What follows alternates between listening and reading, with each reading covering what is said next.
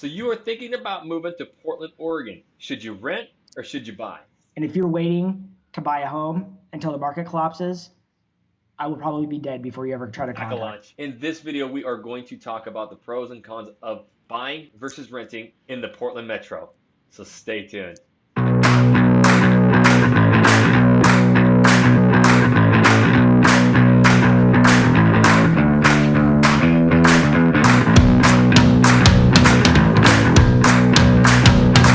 So we are going to discuss the pros and cons of renting versus buying here in the Portland Metro, and make sure you stay tuned to the very end to see just how much or how little you need to buy a house in Portland, Oregon. What's up, everybody? This is Jackson Ray Wilkey. And Jesse Ray Dow.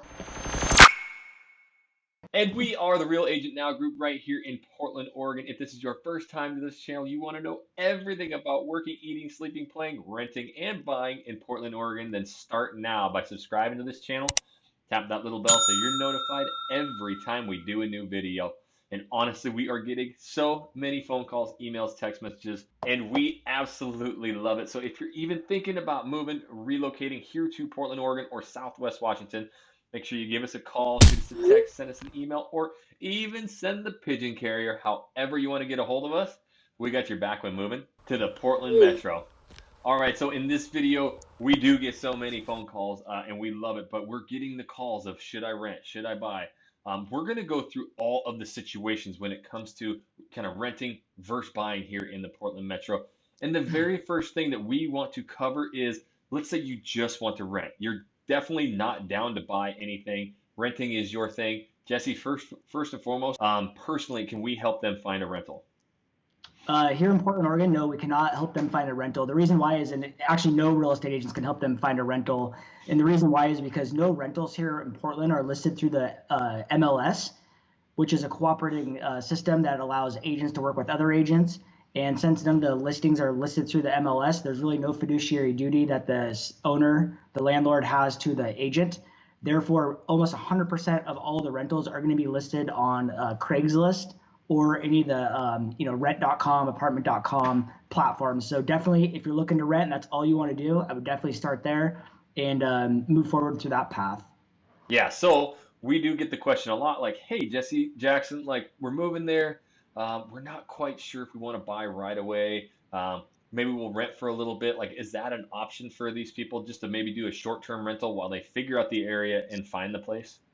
Yeah, 100%. There's definitely a lot of great options, and especially now that there's so many short-term rental agencies out there and companies such as like VRBO, Airbnb, Vacasa, iTrip.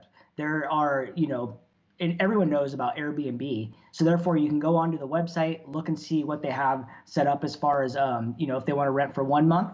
But the one thing I will say is that almost every single tenant or landlord on Airbnb is negotiable on their timeline. So if you needed to have a place to stay for 2 months, just contact them directly and see if you guys can negotiate a rate. So therefore, if you're moving out here, you just put your stuff in a storage container, have it shipped out, and then you can stay in the Airbnb while you find your perfect home. Or if you just need a couple places or a couple months to stay until your home gets built, that's definitely a great viable option that a lot of people are doing.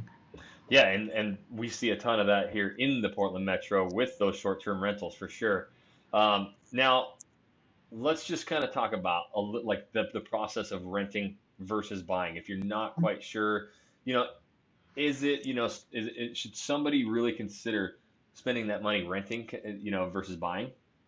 It really depends what their lifestyle is. Like I think that no matter what, everyone has a different situation. So one, it's really just understanding, where they are. Maybe they had an uncle that made some bad investments 35 years ago and got taken, and now like buying a house is the absolute mortal enemy. So I mean, it's really just I have to really understand their scenario. A lot of people hear like different influencers online talking about why it's better to rent versus buy.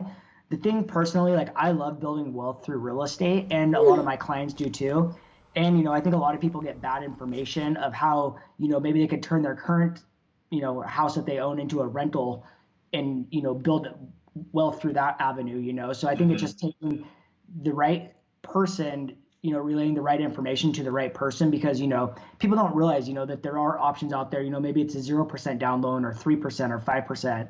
and there are appraisals that have to be done on the home. So, if you're going to get your loan is going to be valuable, whether, or if you're overpaying. The thing that, we definitely do not let our clients overpay for houses or buy houses that come in unappraised or undervalue on the appraisal. We renegotiate those terms. So, there's just so many different things that are situational that we really just need to understand. Okay, I hear this literally from so many people, Jesse, and maybe here to debunk this. I just don't have enough money for the down payment. I don't have enough money to buy a house right now. What can you, provide to these people with that question in mind? Yeah, it's so funny because I seriously still hear the widest range of how much people need to, for a down payment. So realistically, it's all situational. But say you had, a 740 credit score and you don't own any other houses, you're a first-time home buyer. We can get you into a first-time home buyers program for 3% down. I can Yeah. say that with confidence. You know, almost, I'd say 90% of our loans are done between the 5 and 10% down range. We're even getting investors buying secondary homes at 10% down. So typically, an investment property that isn't your secondary home or vacation home is usually 20 to 25% down. But no, we're getting them done at 10%, and people are able to use their cash and other ways to build more wealth. Because I'm a 100% believer in keeping as many liquid assets in your bank account as possible and being more liquid than anything. Because if something were to ever happen, you definitely want to have that cash available to spend at your leisure. Hmm. Yeah, and look, those are the questions we, continue to get and we constantly get. But that's our job, guys. Like we're here to help you, make those decisions here in the Portland Metro. You never know if it's the perfect time, for you to buy, but we all need shelter. And if you don't want to, take that money and basically throw it out the window paying rent, and to give you a quick snapshot of the rental market, it's tough here. You're going to be paying just as much or more to rent, and you get none of that money down on your equity. All right, so another question that we get all the time is that, should I be buying now? Are we at the absolute peak of the market? Is Portland in a recession? Talk a little bit about this. Yeah, so I get this question every single week. It doesn't matter where I'm at. People, especially of the millennial age or even the generation that I'm in, is that the only recession that we ever remembered was the one that took the equity out of everyone's house. The problem with the recession that happened back then was that, that was a huge financial collapse, and the housing market was just propped up on bad loans, and the government was doing, not the government, but the banks were doing very bad things. So basically, they were giving loans out to people that couldn't even qualify for loans, and everyone was basically using money to leverage more money, and it was basically just a bunch of fake money just sitting out there. And the thing that has completely changed, and what recession typically means, is recession just means that the economy isn't producing or isn't growing like it has been growing. It's in negative trends versus positive trends. It doesn't mean that the equity in your home is going to be wiped out. So right now our market is extremely stable. We're still growing in value of homes in anywhere between the 1 and 5% range here in in the Portland market. Inventory is very low, so we're still in a seller's market. However, the time on market's a little bit longer, so we're able to get our buyers a really good deal, and interest rates are really low. So therefore, it's kind of like that best case scenario for a borrower at the specific time. And if you look at the home values between today and when the market was at its peak back in like 2007, 2008, before it actually collapsed, we're actually 20% higher in value here in Portland than we were back then. So our market is fully rebounded and actually has completely taken off in an upward tick towards the value increase again. So whenever the buyer is ready to buy is when I think is the best time to buy. And I definitely knew that our market was in a financial crisis back in the day because my family was heavily invested into real estate, and I was seeing people get loans that didn't even have a job, and they were getting Fog loans for this mirror. yeah, $300 to $400,000 loans that didn't even have a job. So there was tons of predatory lending. All that has gone by the wayside. Everything is stabilized. It's extremely safe. And if you're waiting to buy a home until the market collapses, I will probably be dead before you ever try to Pack a contact. lunch.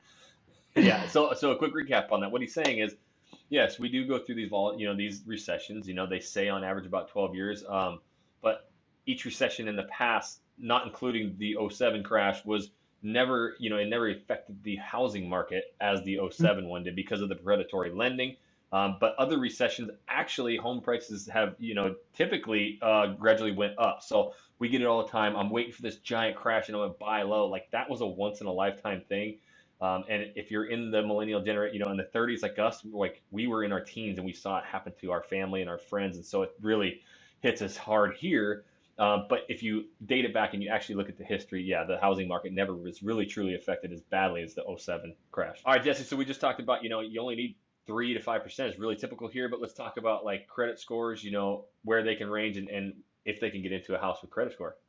Yeah, absolutely. So I mean, like we've seen them. People get homes that have had credit scores as low as 550. It's best to get you at the 600. Is a pretty good. I wouldn't say a great credit score, but it's one that would definitely work a lot more favorable to the borrower. And obviously the better the credit score, the better interest rate you're going to get. So the one thing that we do is we also work with our partner lender to get your credit in the best position possible. And say you're a year out, we can put benchmarks in place and milestones to get your credit boosted up. It might even be making one small little tweak that takes you from say like a 660 up to a 700, but it only takes like a month or two to make that happen. And it can save you a significant amount of money over the course of say, 10 to 30 years. The average home buyer is in their house for 30 years. They're only in there for anywhere between 7 and 10 years. So everyone always talks about like the 30-year mark, saving this much money over 30 years. I look at it, over 10 years. But definitely getting the best credit score up is better. It's more favorable in the buyer's scenario. The credit score is also going to be dependent on, or also going to factor into like what kind of loan you can get, whether it's FHA or conventional. Conventional is going to be a lot less hurdles to jump through than an FHA, and the rates are typically pretty similar. But VA loans are phenomenal as well. We absolutely love VA loans. We've done so many VAs this year, and they're actually one of the best loans products to work with. So. Yep. Again, that's what we help with. We get those questions all the time. So a lot of people are fearful to, even start that conversation with a lender, because you're going to get trapped with, having to do something. It's not. Literally, we tell people to call our preferred lender. They have those simple conversations about how to improve credit, just how much they need or how little they need down. And they literally call us afterwards, like thanking us to the moon and back because it just simplified everything for them. It made them feel so much more confident moving forward. And that's what we do here. So if you are thinking of moving or relocating to the Portland Metro, you've got to give us a call, shoot us a text, send us an email, or even send us the pigeon carrier. However you want to get a hold of us, we got your back when moving to the Portland Metro. And again, if this is your first time to this channel and you want to know everything about Portland, Oregon, you've got to subscribe to this channel. Tap that little bell so you're notified every time we do a new video. And until that next video, what, Jay Ray? We'll catch you We later. catch you later.